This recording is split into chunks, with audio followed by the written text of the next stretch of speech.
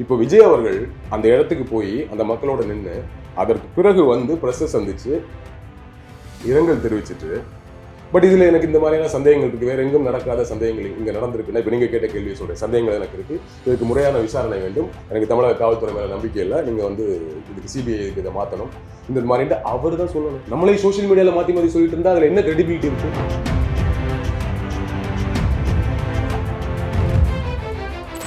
என்ன என்ன அடிப்படையில் விஜய் எங்க போக முடியாது, விஜய் எப்படி போக முடியும், கூட்டம் வந்த சிக்கலாயிடும், எப்படி என்ன ஆங்கிள் இதை பேச முடியுது? என்ன கூட்டம் வேணா வரட்டும், என்ன சிக்கல் வேணா வரட்டும், பாதிக்கப்பட்டது தார்மீக பொறுப்புன்னு ஒன்று சொல்லுவாங்க, தார்மீக கடமைன்னு ஒன்று சொல்லுவாங்க. இந்த இஷ்யூல உண்மையா என்ன நடந்தது விசாரணை வைக்கட்டும், விசாரணை குழு சொல்லட்டும், யார் மேல தவறு, யார் மேல அதிக தவறு, யார் மேல கம்மியான தவறுங்கிறது வெளியே வரட்டும், பொறுத்திருந்து பார்ப்போம். திருச்சி ஃபிளைட் ஏர்போர்ட் வந்து சேர்றதுக்கு முன்னாடியே மொத்தமா 39 இப்போ வரைக்கும் 30 பேர் இறந்துட்டாங்க. உங்களால எப்படிங்க அங்க இருந்து கிளம்ப முடிஞ்சது?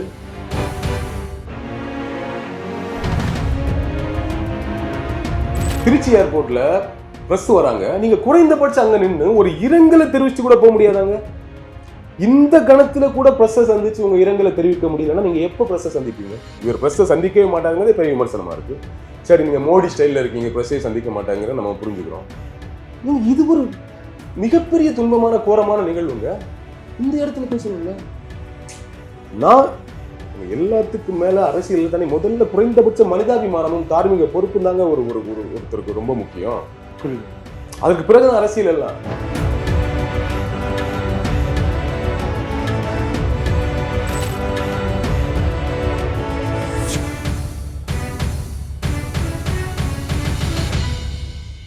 பிரதர் வணக்கம். வணக்கம். எப்படி இருக்கீங்க? நல்லா. தமிழக வெற்றி கழகத்தின் இந்த 3வது சுற்றுப்பயணம் வந்து நேற்று கரூர் நாமக்கல்ல வந்து நடந்திருந்து ஒரு பெரும் துயரம் வந்து ஏற்பட்டிருக்கு. 39 பேர் வந்து இறந்திருக்காங்க, 100க்கும் மேற்பட்டோர் வந்து இந்த படுகாயத்தோட இருக்காங்க. இது யார் மேல நம்ம தப்பு சொல்றதுன்னு தெரியல. இது எப்படி பாக்குறீங்க நீங்க ஓவராலா இந்த இஷ்யூ? எனக்கு தெரிஞ்சு ஒரு பிரச்சாரத்துல இப்படி ஒரு துயர சம்பவம் நடக்கிறது தான் ஃபர்ஸ்ட் முறைன்னு நினைக்கிறேன். இவ்வளவு எண்ணிக்கையில மக்கள் இறந்து போறது பெரும் வருத்தத்திற்குரிய விஷயம் தான். இது வெறும் நியூஸ் கிடையாது இல்லையா? நமக்கு தான், மற்றவங்களுக்கு அது நியூஸாக இருக்கும். அந்த குடும்பங்களோட சைட்லேருந்து யோசிச்சு பார்த்தா இது ரொம்ப கஷ்டமான விஷயம். குழந்தைங்களை இழந்திருக்கிறாங்க, பெண்கள் இறந்திருக்காங்க, அதிகபட்சம் அவங்க தான்.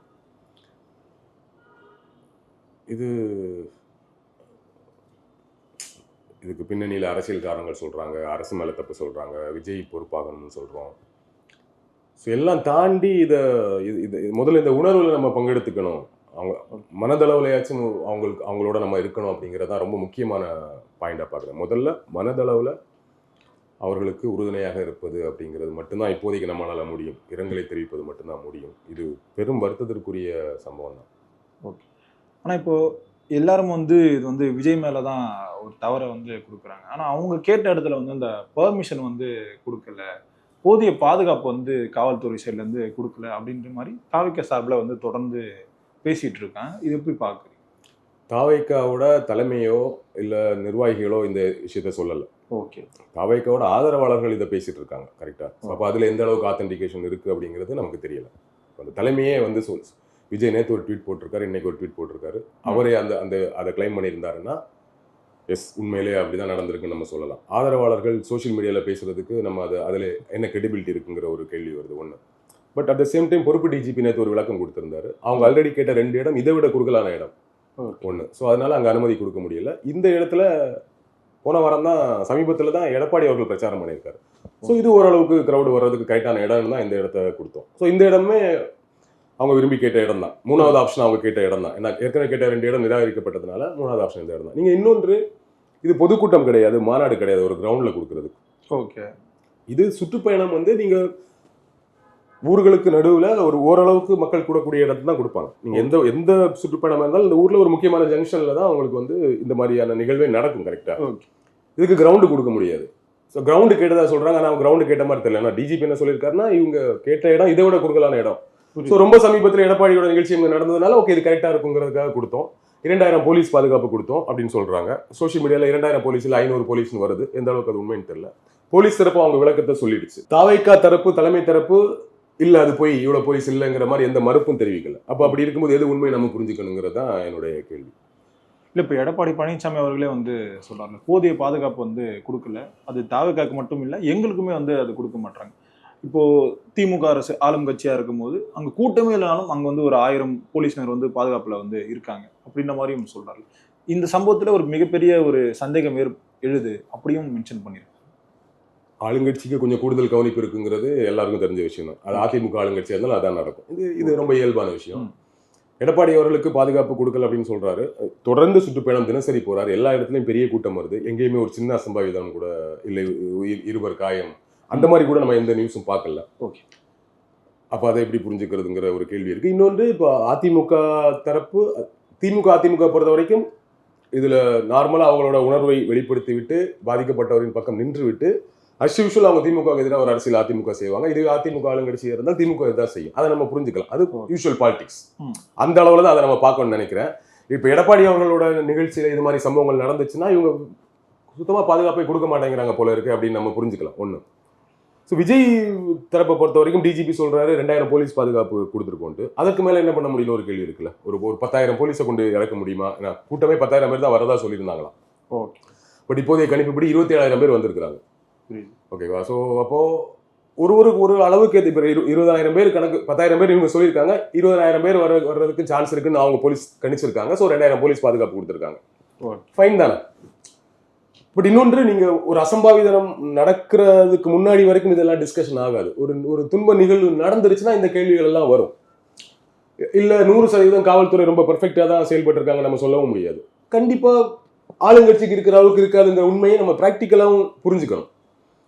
அந்த முக்கியத்துவம் இருக்காது. அதுக்காக சுத்தமா பாதுகாப்பை கொடுக்காம சிலர்லாம் பேசுற மாதிரி வேணும்னு ஏதாச்சும் நடக்க அதெல்லாத்தையும் நம்ம ஒத்துக்க முடியாது. நீங்க யாராண்டாலும் சரி, தமிழகத்தில் அவ்வளோ மோசமான கட்டமைப்போடலாம் ஒரு வேலையை செய்ய மாட்டாங்க. ஸோ அதனால அப்படி நம்ம எடுத்துக்க வேணாம். பாதுகாப்புல சில குறைபாடுகள் இருந்திருக்கும் அப்படிங்கிறத நம்ம புரிஞ்சுக்கலாம். இல்லை, இப்போ இந்த சுற்றுப்பயணம் நடந்த இடத்துல வந்து கரண்ட்டை வந்து கட் பண்ணியிருக்காங்க. போலீஸினர் வந்து இந்த தடியடியை வந்து நடத்திருக்காங்க. இந்த தடியடி நடத்தினதுக்கு அப்புறம் தான் இந்த கூட்ட நெரிசலே ஏற்படுது. ஒருத்தர் அடிக்கும் போது எல்லாரும் மோதி இந்த கூட்ட நெரிசல் ஏற்பட்டதுன்னு சொல்றாங்க. இதை இப்படி பார்க்கலாம். கரண்ட் கட் பண்ணதை நம்ம எப்படி பார்த்துக்கிறோன்னு தெரியல. ஏன்னா கரண்ட்டை கட் பண்ண தான் வேண்டி இருக்கு. நம்ம நேற்று நிகழ்வுலையும் பார்த்தோம், போலீஸ் கம்பங்களே இருக்கு. ஒரு செய்தியாளர் நேரலையில ஒரு சேனல்ல லைவ்ல பேசுறாரு. போஸ்ட்ல ஏறுறாங்க. இன்னும் போஸ்ட்ல ஏறாங்க, கரண்ட் இருக்குதே அப்படின்றாரு.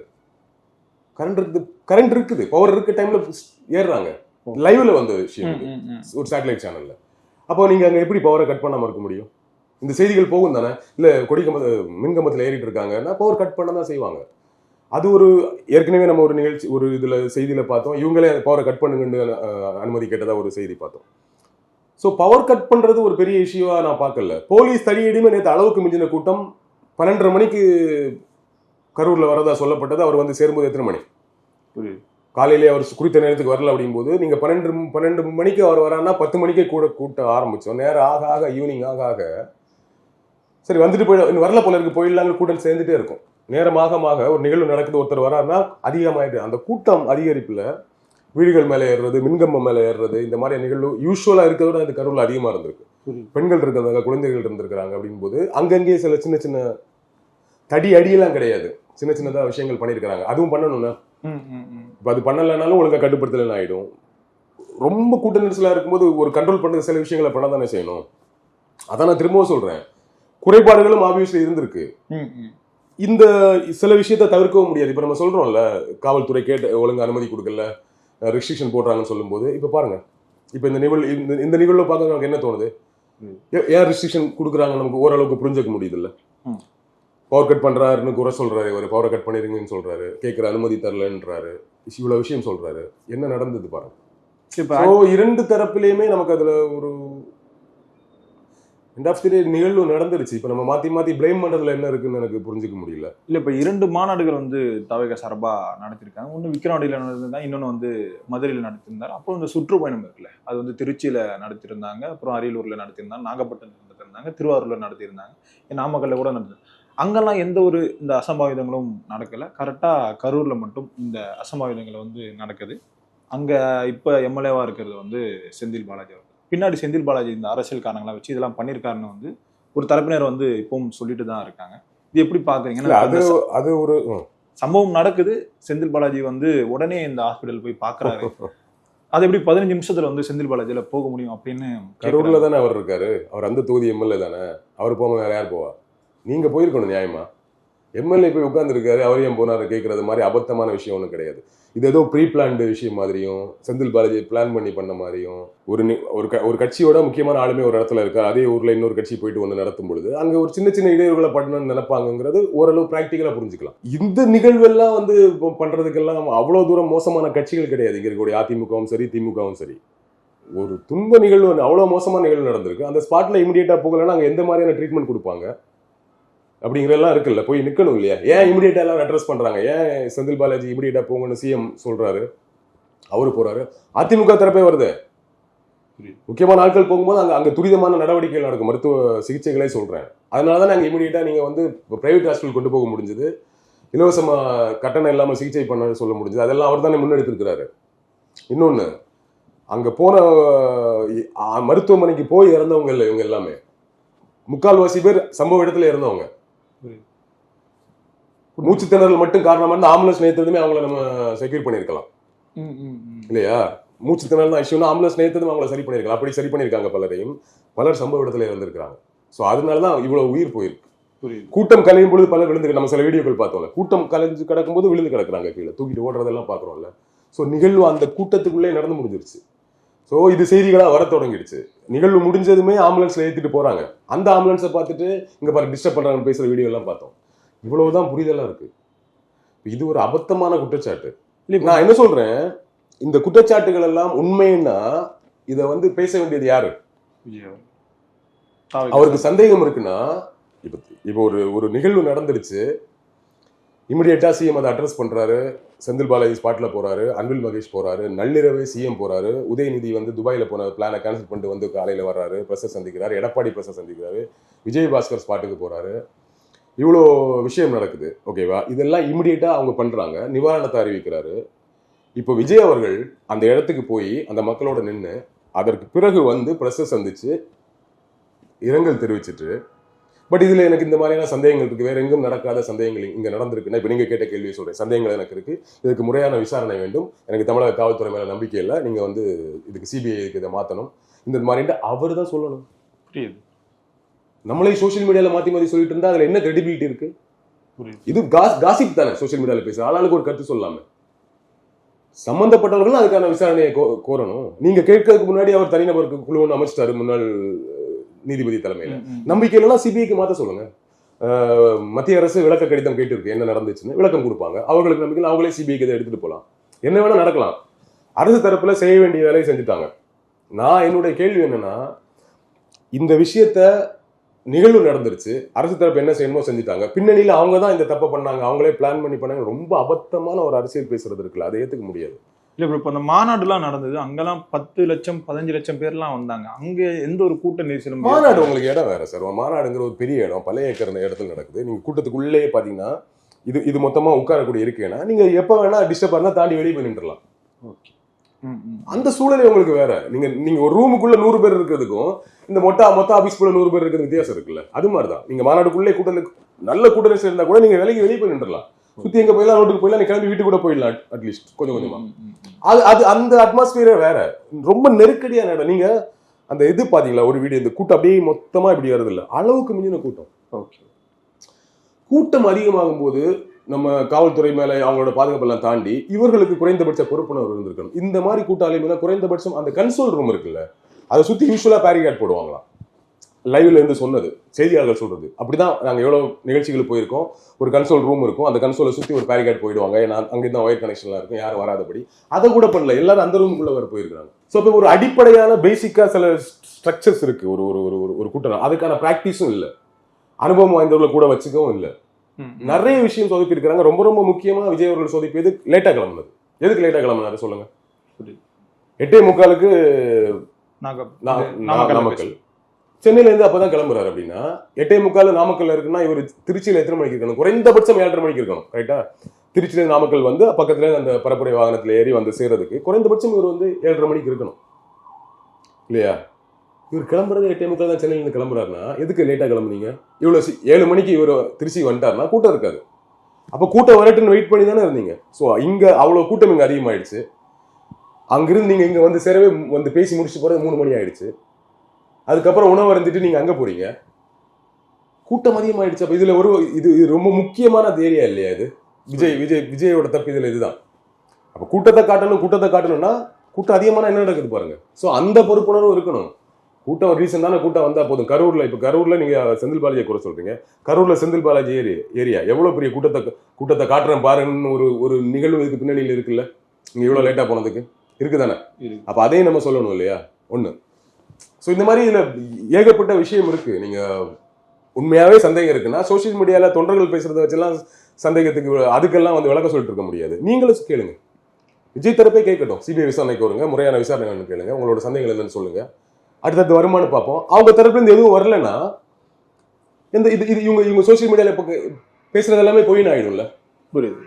இப்ப இந்த கரூர்ல இந்த கோர சம்பவம் வந்து நடக்குது. உடனுக்குடன் எல்லாரும் வந்து ட்வீட் போடுறாங்க. எந்த விஷயத்திலும் பேசாத ரஜினி வந்து உடனே 5 நிமிஷத்துல வந்து இந்த ட்வீட்டை வந்து போடுறாரு. இதை எப்படி பாக்குறீங்க? அது மட்டும் இல்லாம மோடி அவர்கள் வந்து ட்வீட்டை போடுறாரு. ஒரு பெரிய அரசியல் வந்து இதுல நடக்கிறது நமக்கே தெரியுது. இந்த விஷயத்துல வந்து விஜய் வந்து குறிவைக்கப்படுறாரு அப்படின்னு சொல்லிட்டு இந்த செய்தித்தாள்கள்லாம் நம்மளால பார்க்க முடியுது. அரசியல் எப்படி பார்த்தாலும் அதுல அரசியல் கண்டிப்பா இருக்கும். அரசியல் வட்டாரத்தில் அரசியல் இல்லாம எந்த நிகழ்வுமே நடக்காதுங்கிற பிராக்டிக்கல் உண்மையை நம்ம புரிஞ்சுக்கணும். ஸோ இதுல யாரெல்லாம் அரசியல் காரணங்களுக்காக ட்வீட் பண்ணாங்க, அரசியல் காரணங்களுக்காக பேசுறாங்க அப்படிங்கிறது ஒரு பக்கம். இன்னொன்று யார் உண்மையாகவே மனிதாபிமானத்தோடும் உணர்வோடும் போய் நிற்கிறாங்கிறது ஒரு பக்கம். இரண்டும் கலந்துதான் அரசியல் இருக்கு. நீங்க முழுக்க இது மனிதாபிமானமா, இது ஒரு துயரமான நிலவு, முழுக்க மனிதாபிமானத்தோட செயல்படுவாங்கன்னா முழுக்க இருக்காது. மனிதாபிமானத்தோடையும் செயல்படுவாங்க. அந்த சைடு அதுல ஒரு அரசியலும் இருக்கும். ஓகேவா? ஸோ அதனால இதுல யார் அரசியல போட்டாங்க, இவர் அரசியல் காரணத்துக்காக போட்டாரு, மோடி அரசியலுக்காக போட்டாரு, அந்த விவாதத்துக்குள்ள போல கண்டிப்பா அரசியல் இருக்கும், எல்லாமே இருக்கும். பட் என்னுடைய கேள்வி என்னன்னா, இது அத்தனையுமே விஜய் நினைச்சிருந்தா விஜய்க்கு எதிராக இன்று திரும்பி இருக்கக்கூடிய இந்த அத்தனை விஷயத்தையும் விஜய் மாத்திருக்கலாம். விஜயோடைய பொறுப்பற்ற தன்மை தான் இன்னைக்கு விஜய்க்கு எதிராக திரும்பி இருக்கக்கூடிய பொதுமக்களோட மனநிலைக்கான காரணம். நேற்று 8:30 மணிக்கு அந்த கிட்டத்தட்ட 30 பேர், 8:30 மணி 8:45 மணிக்கு 30 பேர் இறந்துட்டாங்க அப்படிங்கிற செய்தி வந்துருச்சு. முதல்ல ஒருத்தர் வந்துச்சு, அப்புறம் 10 பேர் வந்துச்சு, அடுத்த 30 பேருங்கிறது 8:30 மணி 8:45 வந்துருச்சு. விஜய் திருச்சி போய் சேரல. என்ன பண்ணிருக்கணும்? திரும்ப அந்த கரூர்ல வந்து அந்த மக்களை சந்திச்சிருக்கணும், இல்ல அட்லீஸ்ட் ஒரு பிரஸ் மீட்டாவது கொடுத்துருக்கணும். மக்களை சந்திச்சிருக்கணுங்க. நீங்க ஸ்பாட்ல தான் போயிருக்கணும். நீங்க யோசிச்சு பாருங்க, இன்னொரு கட்சி தலைவர் கூட்டத்தில் இப்படி ஒரு நிகழ்வு நடந்து அந்த கட்சி தலைவர் அந்த சம்பவத்துக்கே போகாம அவர் வீட்டுக்கு போயிட்டாரா, இங்க என்ன பேசுவீங்க? என்ன அடிப்படையில விஜய் எங்க போக முடியாது? விஜய் எப்படி போக முடியும்? கூட்டம் வந்தா சிக்கல் ஆயிடும். எப்படி என்ன ஆங்கிள் இதை பேச முடியுது? என்ன கூட்டம் வேணா வரட்டும், என்ன சிக்கல் வேணா வரட்டும், பாதிக்கப்பட்டது தார்மீக பொறுப்புன்னு ஒன்று சொல்லுவாங்க, தார்மீக கடமைன்னு ஒன்று சொல்லுவாங்க. இந்த இஷ்யூல உண்மையா என்ன நடந்தது விசாரணை வைக்கட்டும், விசாரணை குழு சொல்லட்டும், யார் மேல தவறு, யார் மேல அதிக தவறு, யார் மேல கம்மியான தவறுங்கிறது வெளியே வரட்டும், பொறுத்திருந்து பார்ப்போம். ஆனா தார்மீக பொறுப்புன்னு ஒன்று இருக்கு, தார்மீக கடமைன்னு ஒன்று இருக்கு. உங்களுடைய வீட்டு நிகழ்ச்சிக்கு நான் வந்தேன், எனக்கு வர்ற வழியில ஒரு அசம்பாவிதம் நடந்துருச்சுன்னா நீங்க ஏன் கூட நிற்க வேண்டியது உங்க தார்மீக பொறுப்பு இல்லையா? இங்க உங்களை பார்க்க வந்து ஆயிரக்கணக்கான கூட்டங்க, 30 பேர் இறந்துட்டாங்கன்னு செய்தி வருது. இவர் சென்னை ஏர்போர்ட்ல திருச்சி ஃபிளைட்ல ஏர்போர்ட் வந்து சேர்றதுக்கு முன்னாடியே மொத்தமா 39 இப்போ வரைக்கும் 30 பேர் இறந்துட்டாங்க. உங்களால எப்படிங்க அங்க இருந்து கிளம்ப முடிஞ்சது? அதே நேரத்துல விஜய் அவர்கள் வண்டியை திருப்பி அங்க ஸ்பாட்டுக்கு போய் அங்க நின்று இருந்தாங்கன்னா இன்னைக்கு விஜய் நம்ம வந்து ஓகே நிகழ்வு நடந்துருச்சு, விஜய் நம்ம முழுக்க குற்றச்சாட்டு சொல்ல முடியும். நானே ஒரு வீடியோ ரொம்ப கோபமா பேசியிருந்தேன். முழுக்க நான் அப்படி ஒரு வீடியோ வெளியிட்டு இருக்க முடியும். என்னுடைய கோபம் என்ன தெரியுமா? இதுல தவறு யார் மேல சரி யார் மேலங்கிறது இல்ல, விஜய் ஏன் போகலங்கிறதான். ஒரு அரசியல் தலைவர்கிட்ட நம்ம என்ன எதிர்பார்க்கிறோம்? எனக்கு ஒரு பிரச்சனைனா என்னுடைய இந்த கட்சி தலைவர் இந்த அரசியல் கட்சி வந்து நிற்குண்டு. உங்க ஊர்ல உங்க ஏரியால ஒரு பிரச்சனை, உங்க ஏரியா கவுன்சிலர் வந்து நிற்பாருங்க. அவர் திமுக இருக்கலாம், அதிமுக இருக்கலாம். அப்படித்தாங்க எங்க அரசியல் நிகழ்ந்துட்டு இருக்கு. இன்னைக்கு ஏன் செந்தில் பாலாஜி போனவங்க எல்லாம் இந்த அரசியலே தெரியாத இவங்க எல்லாம் கேள்வி கேட்கிறாங்கல்ல, இப்படி தாங்க திமுக காரங்களும் அதிமுக செயல்படுறாங்க. இந்த விஷயத்தை நீங்க பேசுறீங்க. நீங்க நார்மலா இப்ப கரூர் தொகுதியில போயிட்டு இண்டிவிஜுவலா ஒரு பிரச்சனை செந்தில் பாலாஜி எப்படி ரியாக்ட் பண்றான்னு போய் கேட்டு பாருங்க. துரைமுருகன் எப்படி ரியாக்ட் பண்றான்னு கேட்டு பாருங்க. விஜயபாஸ்கர் எப்படி ரியாக்ட் பண்றான்னு கேட்டு பாருங்க. செல்லூர் ராஜ் எப்படி ரியாக்ட் பண்றான்னு கேட்டு பாருங்க. இண்டிவிஜுவலா ஒரு நிகழ்வுனாலும் போய் நிற்பாங்க. அவங்க அப்படித்தான் பழகிருக்காங்க அரசியல். உங்களுக்கு ஏதாவது புதுசா இருக்கலாம், அது எப்படி இஷ்யூ நடந்த 15 நிமிஷத்துல வர முடியும்? அப்படித்தாங்க பழகி இருக்கிறோம். உங்களுக்கு அதெல்லாம் தெரியாது. நம்ம தான் வீட்டுக்குள்ள உட்காந்து ட்வீட் போடுற ஆட்களாச்சே, வாரம் வந்து மேடையில் பேசிட்டு போற ஆட்களாச்சே. ஸ்பாட் கலா அரசியல் என்ன தெரியும்? கலா அரசியல் தெரியாத கட்சி, கலா அரசியல் தெரியாத கட்சியை ஃபாலோ பண்ண தொண்டர்களுக்கு இதெல்லாம் புதுசாக தான் தெரியும். இதெல்லாம் சந்தேகத்தை வரவில்லை. இப்படித்தாங்க இயங்குது, இப்படித்தாங்க எங்க அரசியல் இயங்குது. அதனால ஜெயிக்கிறாங்க. நீங்க 1000 விமர்சனம் கட்சி மேல வைங்க. அதிமுக ஜெயிக்குது தோக்குது, சிலர் மட்டும் ஏன் சில கேண்டிடேட்ஸ் மட்டும் ஏன் ஜெயிச்சிட்டே இருக்காங்க? திமுக ஆளுங்கட்சியா இருக்கு, எதுங்கட்சி, ஆனால் சில கேண்டிடேட்ஸ் மட்டும் ஏன் ஜெயிச்சிட்டே இருக்காங்கன்னா அந்த தொகுதியில அவங்க மக்களோட மக்களா நிற்கிறது. அப்படித்தான் இங்க அரசியலே இருக்கு, அப்படித்தாங்க செயல்படுறாங்க. உங்களுக்கு தாங்க இதெல்லாம் தெரியல. எப்படி எனக்கு இது யோசிக்கவே முடியல. இப்படி ஒரு நிகழ்வு நடந்து இவர் எப்படி அங்கிருந்து கிளம்பினாரு? சரி, கிளம்பிட்டாரு. ஏன்னா இப்ப நம்ம போனா ஏதாவது சிக்கல் ஆயிடுன்னு பயந்துட்டாரு. இல்ல வேணாம், சிக்கல் ஆயிடு, சிக்கல் இன்னும் அதிகமாக்க வேணாம் நினைச்சிட்டாரு வச்சுக்கோங்களேன். திருச்சி ஏர்போர்ட்ல பிரஸ் வராங்க, நீங்க குறைந்தபட்சம் அங்க நின்று ஒரு இரங்கலை தெரிவிச்சு கூட போக முடியாதாங்க? இந்த கணத்துல கூட பிரஸ்ஸை சந்திச்சு உங்க இரங்கலை தெரிவிக்க முடியலன்னா நீங்க எப்ப பிரஸ்ஸை சந்திப்பீங்க? இவர் பிரஸ்ஸை சந்திக்கவே மாட்டாங்கிறது பெரிய விமர்சனமா இருக்கு. சரி, நீங்க மோடி ஸ்டைல்ல இருக்கீங்க, பிரஸ்ஸை சந்திக்க மாட்டாங்கிற நம்ம புரிஞ்சுக்கிறோம். இது ஒரு மிகப்பெரிய துன்பமான கோரமான நிகழ்வுங்க. இந்த இடத்துல பேசணும்ல. நான் எல்லாத்துக்கும் மேல அரசியல் தானே முதல்ல குறைந்தபட்ச மனிதாபிமானமும் தார்மீக பொறுப்பும் தாங்க ஒருத்தருக்கு ரொம்ப முக்கியம். புரியுது. அதுக்கு பிறகு அரசியல் எல்லாம். ஸோ விஜய் பயங்கரமா தப்பு பண்ண ஏரியா, பெரிய தவறு அது. ஸோ 8:30 மணிக்கு நிகழ்வு நடந்துருச்சு, செய்திகள் வர ஆரம்பிச்சிருச்சு.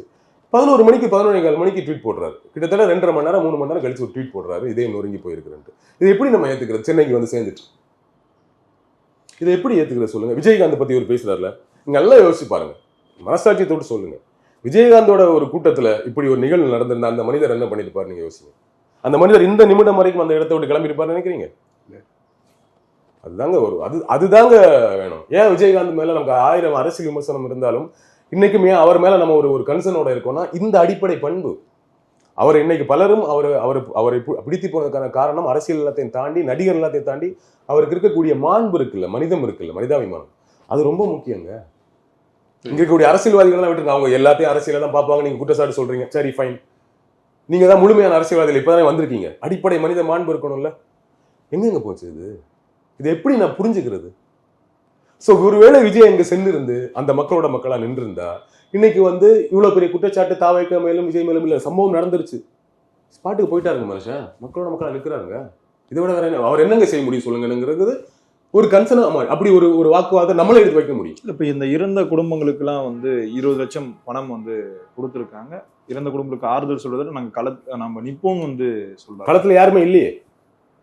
இன்னைக்கு காலையில எத்தனை மணிக்கு ட்வீட்? 11 மணிக்கு அவர் ட்வீட் பண்ணியிருக்கிறாரு, 20 லட்சம் நிவாரணம். ஃபைன், நல்ல விஷயம். ஏன்னா எந்த இழப்பும் ஈடு செய்ய முடியாது, இந்த இழப்பு ஈடு செய்ய எந்த தொகையும் உதவாது. பட் அதை செய்யணுங்கிறது கடமை. நான் நேற்று வீடியோல தான் பேசியிருந்தேன், அதை செஞ்சிருக்காரு, நன்றி குறைந்தபட்சம் அதற்கு. பட் களத்துல தாவைக்கா தொண்டர்கள் துணை நிற்பாங்கன்னா களத்துல யாரு நின்னா? சரி, விஜய் போயிட்டாரு, மற்ற கட்சியோட முக்கியமான பொறுப்பாளர்கள்லாம் எங்க? சிஎம் சேர்றதுக்கு முன்னாடி திமுக காரங்கெல்லாம் போயிட்டாங்கல்ல. எடப்பாடி சேர்றதுக்கு முன்னாடி விஜயபாஸ்கர் போயிட்டார்ல. விஜயதா இருந்தாலும் இதான் நடந்திருக்கும், கலைஞர் இருந்தாலும் இதான் நடந்திருக்கும். ஸ்பாட்டுக்கு போயிடுங்க, நான் வந்துடுறேன், நான் வராம கூட இருக்கிறேன். என்னுடைய கட்சியிலேருந்து 10 பேர் அங்கே நிற்கணுங்க. இல்லையே. சரி, விஜய் தான் வரல, விஜய் வந்தால் தான் உங்களுக்கு சிக்கல். விஜய் எங்கே போனாலும் சிக்கல், துன்பணிகளில் கூட வரமாட்டாரு, சிக்கல் ஆகிடும். ஓகே, எங்கங்க அடுத்த கட்டத்தை அவங்களுக்கு போகிறது என்னங்க பிரச்சனை? கூட்டத்தோட காணோமே. இது வரைக்கும் யாராச்சும் ஏதாவது பேசுனாங்க? இது எப்படிங்க புரிஞ்சுக்கிறது? தலைவரை எப்படி புரிஞ்சுக்கிறது? தலைவர் அடுத்த கட்ட என்ன சொல்றேன் தெரியுமா? தலைவரை மிஞ்சி நிற்கணும் இந்த மாதிரியான செயல்பாடுகள். அடுத்த கட்ட தலைவர் கூட யோசிக்கலாம். என்ன தலைவர் யோசிக்கிறதுக்கு முன்னாடி அங்க ஸ்பாட்ல நிக்கணும் அடுத்த கட்ட தலைவர்கள். அப்படித்தான் எங்க திமுக அதிமுக வளர்ந்துருக்கு. தலைவர்லாம் சொல்லுவார், அவர் பொதுவாக சொல்லி கேட்டோம், நான் போறேன் ஏன் தொகுதின்னு போய் நிற்பாங்க. ஏன்னா தலைவர் ஏன் தொகுதியில் நிற்க போறது இல்லை. கரெக்டா? அது அவங்களுக்கு தெரியும், அவங்க தொகுதி மக்கள் எவ்வளவு முக்கியங்கிறது அரசியல் தெரியும். குறைந்தபட்சம் அந்த அரசியலை கத்துக்கணுங்கிறது தான் முதல் தகுதி. ஸோ எந்த அனுபவமும் இல்லை, இந்த மாதிரி அனுபவத்தை கூட விட்டுருங்க, இதில் ஒரு மனிதாபிமானமே இல்லாத உணர்வு. குறைந்தபட்சம் இன்னைக்கு காலையில் அவருக்கு தோணிருக்கு ஒரு நிவாரணம் கொடுக்கணும். ஏன்னா மாநாட்டில் 2 பேர் இருந்தாங்களா, ஸோ அதற்கு எந்த நிவாரணம் அறிவிக்கல, ரொம்ப லேட்டா ரியாக்ட் பண்ணாங்க. உங்களுக்கு தெரியுமா, அந்த மாநாட்டில் இறந்து போனவங்களுக்கு கூட நின்னது யாரு? தாவைக்கா தொண்டர்களா, தாவைக்கா 2ஆம் நிலை தலைவர்களா? யாரும் கிடையாது. அந்த ஏரியாவில் இருக்கக்கூடிய வழக்கம் போன கட்சிக்காரர்கள் அங்கே இருந்தாங்க.